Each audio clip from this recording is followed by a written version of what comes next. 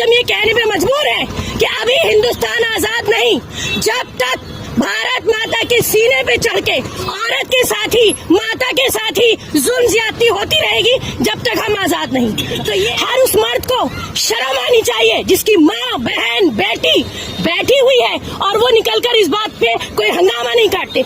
देखिए, आज इतना बुरा वक्त आ गया है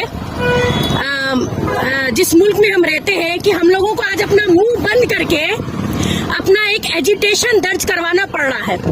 हमारा आज का जो ये साइलेंट प्रोटेस्ट है, वुमेन इंडिया मूवमेंट, एक ऑर्गेनाइजेशन जो 12 स्टेट्स में कुछ सालों से औरतों के एम्पावरमेंट और अपलिफ्टमेंट के लिए काम करती है, हमने पिछले कुछ 1 महीने से एक कैंपेन स्टार्ट किया हुआ है। आप देख सकते हैं इस कैंपेन का जो हमने टाइटल दिया है कि वुमेन सेफ्टी, ठीक है, एक कलेक्टिव रेस्पॉन्सिबिलिटी, यानी औरत की हिफाजत हर एक की जिम्मेदारी।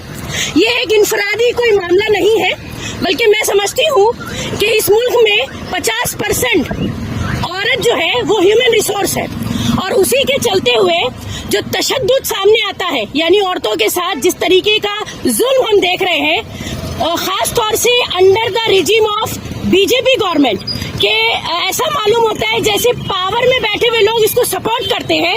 रेप की घटनाएं हो, या फिर औरतों के साथ ट्रेन, बस, सड़क पर चलते हुए वायलेंस हो, या फिर औरतों को जो जस्टिस नहीं मिलता, या फिर वो एक्टिविस्ट औरतें जो आवाज उठाना चाहती हैं सोशल इश्यूज के ऊपर, उनको बिहाइंड द बार्स डाल दिया जाता है, या फिर लिंचिंग, बुलडोजर में जो औरतें सफर होती हैं, या फिर आसाम के डिटेंशन कैंप में बुरी हालत में, तकलीफ में जिन औरतों को रखा जाता है। ऐसे में हमने अपनी जिम्मेदारी समझी, हमने 2 अक्टूबर को एक कैंपेन स्टार्ट किया, क्योंकि गांधी जयंती के दिन ये गांधी जी का एक स्टेटमेंट था, ये एक कोटेशन था कि जिस दिन औरत कश्मीर से कन्याकुमारी तक मुल्क में अकेले सफर कर लेगी, हम उस दिन समझेंगे कि ये मुल्क आजाद है।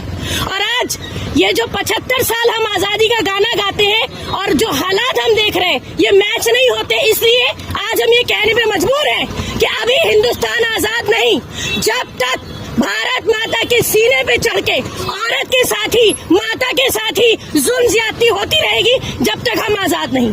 तो ये एक आजादी की लड़ाई है जो आज के वक्त में औरतें इस मुल्क में लड़ रही हैं।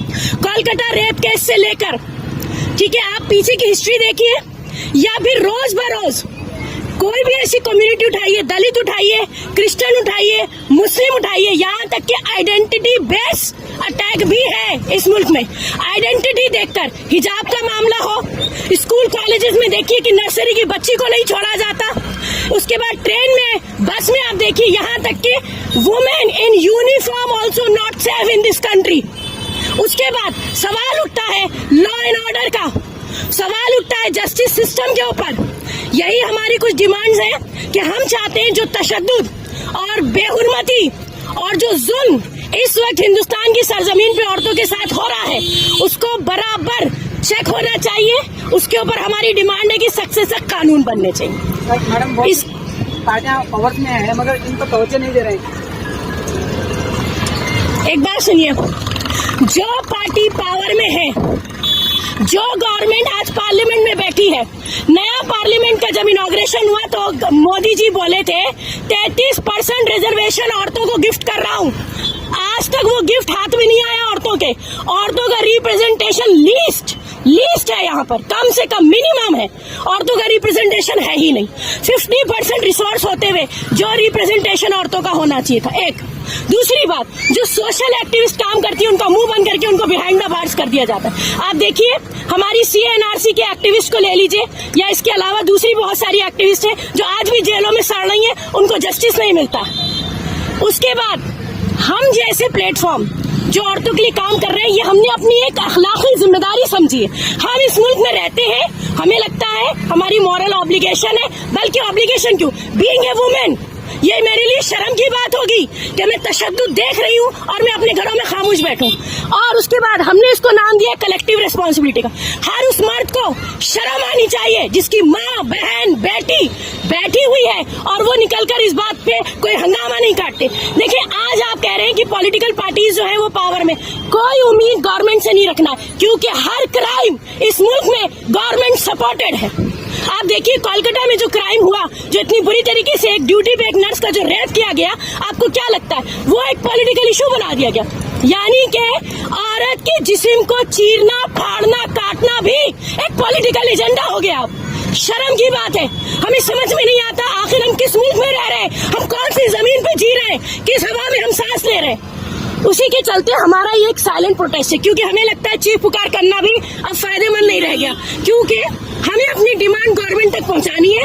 अगर गवर्नमेंट में, पावर में, अथॉरिटीज में बैठे हुए लोग, लॉ एंड ऑर्डर, जुडिशरी में बैठे हुए लोग जरा भी गैरत रखते हैं, जरा भी शर्म रखते हैं, तो ये प्रोटेस्ट उनके जहन तक, उनके कानों तक जाना चाहिए। बहुत से खवातीन पर जुल्म हो रहा है, वो आगे बढ़कर नहीं आ रही। उसी के लिए हम यहाँ जमा हुए हैं।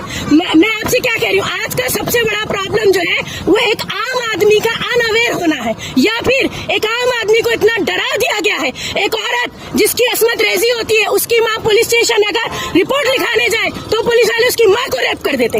एक रेप विक्टिम जो बेल पे छूट कर आता है, वो आके वापस रेप कर देता है। ये इस मुल्क की कंडीशन हो गई है। एक साल में 35,000 36,000 रिकॉर्ड आंकड़े हैं, और जो रिकॉर्ड नहीं होते उनका कोई हिसाब नहीं है। ऐसे मुल्क में जहाँ औरत हर लम्हा रेप की जाती हो, काट दी जाती हो, जला दी जाती हो, फेंक दी जाती हो, 2 साल से लेकर 80 साल तक की बूढ़ी औरत सेफ नहीं, ऊपर से दलित, फिर शेड्यूल कास्ट या फिर आइडेंटिटी बेस क्राइम जो है वो अलग है।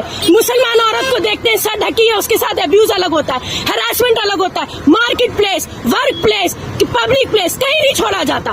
तो जिस मुल्क को भारत माता की जय कह कह के नारे लगाते हैं, उसी माता की इतनी बड़ी हुर्मती की उसी की बहू बेटियों को असमत रेजी की जाती है। अब आप बताइए, यहाँ तक के जो हमारी एक्टिविस्ट जेल में है, उनके ऊपर अभी तक कोई क्राइम साबित नहीं है, मगर वो जेल में क्यों? क्योंकि उन्होंने मुंह खोला।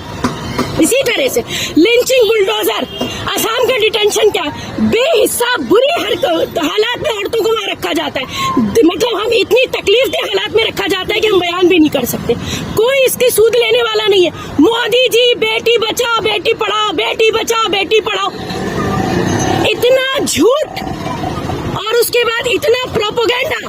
मैं समझती हूँ ये पूछना और कहना बेकार होगा कि where is the government, where is the political party.